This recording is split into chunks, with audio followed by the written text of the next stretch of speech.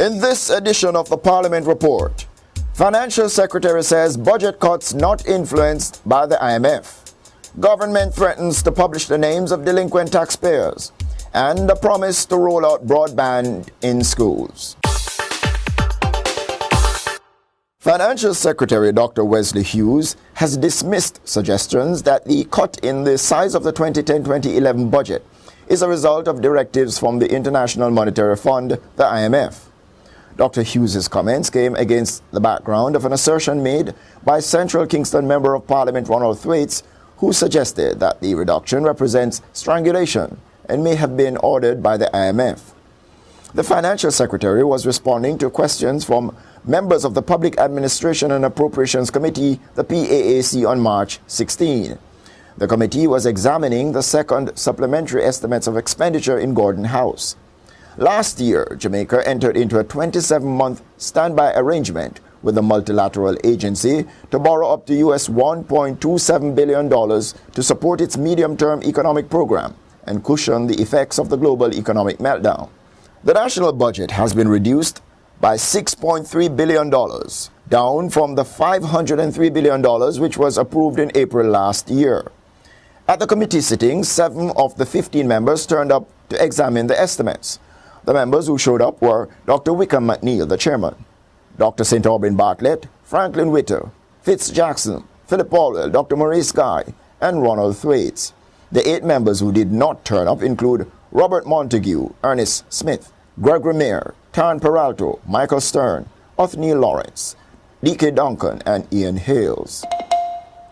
The government is taking steps to publish the names of persons who have been delinquent in paying their property taxes. Director General in the Department of Local Government, Richard Rees, made the disclosure on March 16 at a meeting of the Public Administration and Appropriations Committee of Parliament. Rees told committee members that the planned action was intended to pull in revenue from delinquent taxpayers. He said, "We have received legal advice that we can proceed with the gazetting of persons who are in arrears." The Director General says a list has been prepared comprising persons who are delinquent up to 5 years. Property taxes are used to pay for street lighting and to deal with the management of solid waste. A lower than projected collection of property taxes this fiscal year forced the Finance Ministry to reallocate $500 million to the Department of Local Government to pay for street lighting. Cabinet is now in possession of a submission for the rollout of broadband technology in schools across the country. Permanent Secretary in the Office of the Prime Minister, Anika Miller, told Parliament's PAAC that the proposal involves the spending of $500 million on that phase of the e-learning project. According to Miller, the issue of the broadband remains a priority, and the matter is actually at the final stage of contracting and is at the stage of cabinet submission.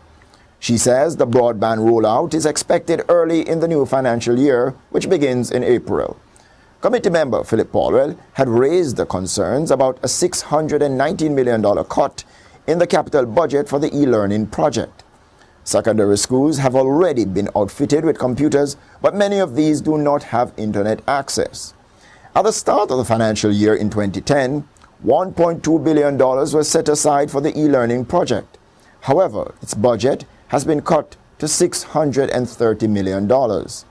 Paulwell contended that Jamaica could lose the benefits of the funds used to drive the e-learning project, as the country has not been implementing it in keeping with the agreement with the United States. This has been another edition of the Parliament Report. Don't forget to leave your comments below. Until the next bulletin, I'm Edmond Campbell saying, walk good.